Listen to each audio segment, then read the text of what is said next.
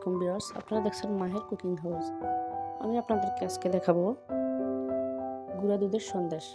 সন্দেশটি তৈরি করতে আমাদের আজকে যা লাগছে, আমি প্রথমে 1 কাপ ময়দা ভেজে নেব। আমি ময়দাগুলোকে একটু সুন্দর করে নেড়েচেড়ে ভেজে নিলাম। এগুলো ভাজার সময় একটু সাবধানে ভাজবেন, যাতে ময়দাটাতে দানা দানা না থাকে। আমার ময়দাটা ভাজা হয়ে গেছে, এখন এটাকে আমি উঠিয়ে নেব।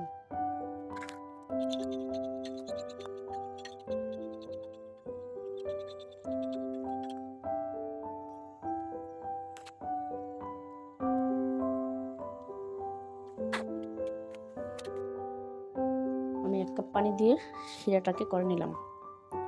এখানে 1 তার 2 তারের কোনো দরকার নেই। শিরাটা এরকম উঠানে আসলে আপনি দিয়ে দিবেন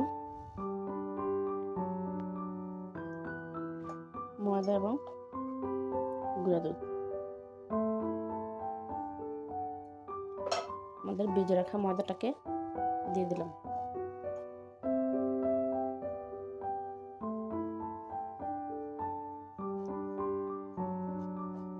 এবং এটাকে সুন্দর করে নাড়াচাড়া করে নেব। দিয়ে দিলাম 1 কাপ গুঁড়া দুধ। এভাবেই কিছুক্ষণ নেড়ে চেড়ে নেবেন এবং কোনো লাম্পস যেন না থাকে। সুন্দর করে এটাকে মিক্স করবেন এবং নেড়ে চেড়ে যখন দেখবো আমাদের প্যান থেকে উঠে আসছে শুকনা শুকনা হয়ে, তখন এটাকে আমরা উঠিয়ে নেব। এবং যখন দেখবো এরকম একটু শুকনো শুকনো হয়ে আসছে, তখন আমরা অ্যাড করে দিব বাটার। এবং আপনি চাইলে ঘিও অ্যাড করতে পারেন। আমি এখানে 2 চামচ পরিমাণ বাটার অ্যাড করে দিলাম। তবে এই জায়গায় কোনোভাবেই তৈল ইউজ করা যাবে না। এখন এটাকে আমরা একটা প্লেটে ঢেলে নেব। আমার এটা হয়ে আসছে।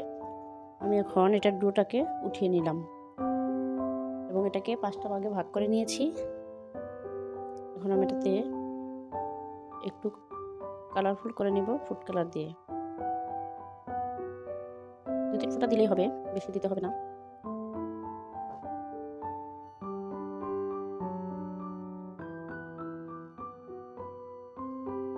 আমি একটা অরেঞ্জ কালার দিয়ে দিলাম। এখন আমি আরেকটা দিয়ে দিব চকলেট ফুড কালার। অনেকটাকে করে নিব আমি গ্রিন ফুড কালার। ওটা দিলেই হবে। তারপর এগুলোকে আমি মিক্সড করে নেব।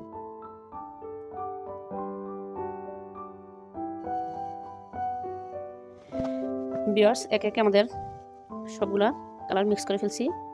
চয়েস মতো আমি 3টা কালার মিক্স করে নিয়েছি। আপনাদের যে কোনো কালার মিক্স করে নিতে পারেন, আবার চাইলে কালার নাও দিতে পারেন। এখন আমি আপনাদেরকে দেখিয়ে দিব কিভাবে আমরা এটা কি করব। এখন আমরা একে একে রুটির মতো করে ডোগুলাকে বেলে নেব।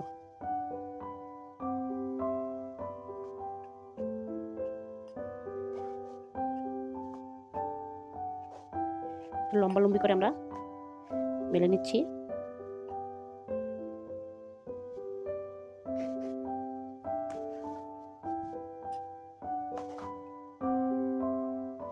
এই দেখেন, আমি বেশি পাতলা করে নিয়ে একটু মোটা মোটা করে রেখে বেলে নিয়েছি।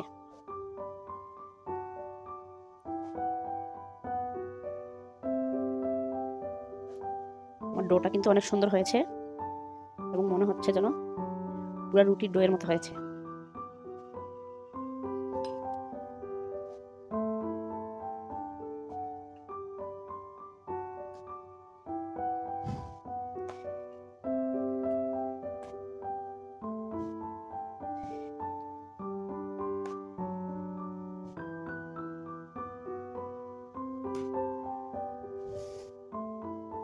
আমি চেষ্টা করতেছি সবগুলা ডোই এক সমান করে রুটির মতো করে বেলে নেওয়ার জন্য।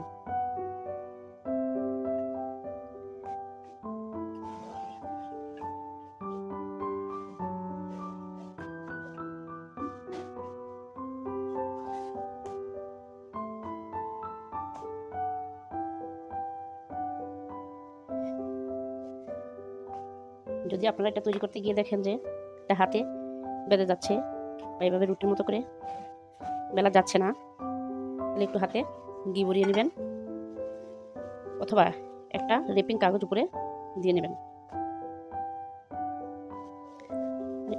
এইটুকু আমি মাঝখানে দিব, সেজন্য এই ডোটাকে একটু ছোট করেই রেখেছি।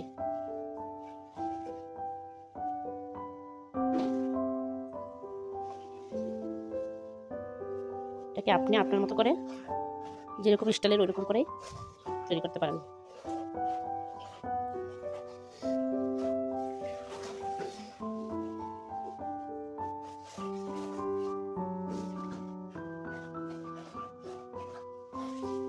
যে দেখেন এরকম করে আমি একসাথে এভাবে পেঁচিয়ে নেব।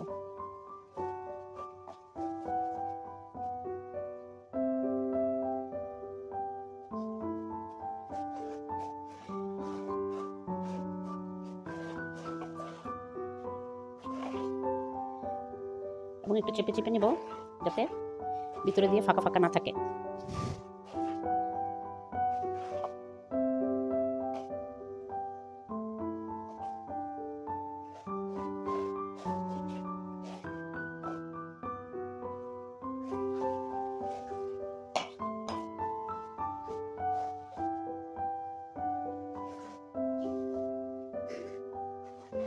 তারপর এটাকে আমি 2-3 ঘন্টার জন্য একটু ফ্রিজে রাখবো, একটু ঠান্ডা হলে তারপরে কেটে নেব। ফাইনালি আমাদের সন্দেশটা রেডি হয়ে গেছে। ফ্রিজ থেকে 2 ঘন্টা পর এটা বের করে নিলাম। এখন আমরা সন্দেশটাকে কেটে নেব।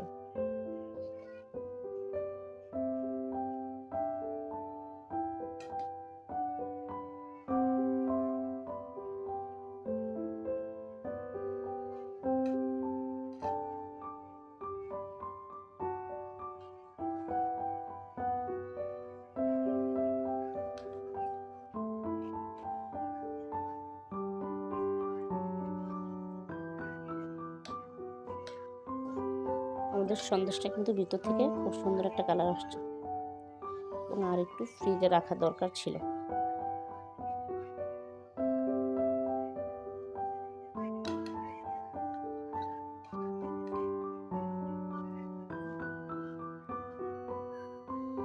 দেখুন কেটে নেওয়ার পরে আমাদের এই সন্দেশগুলা দেখতে কত সুন্দর হয়েছে।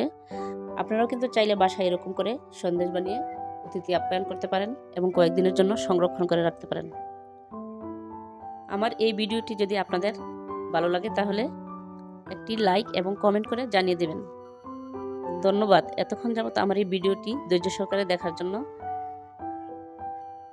যদি আপনাদের এই ভিডিওটি ভালো লাগে তাহলে অবশ্যই শেয়ার এবং সাবস্ক্রাইব করে পাশে থাকবেন। ধন্যবাদ। দেখা হবে আবার কোনো নতুন রেসিপি নিয়ে। ততক্ষণের জন্য ভালো থাকেন।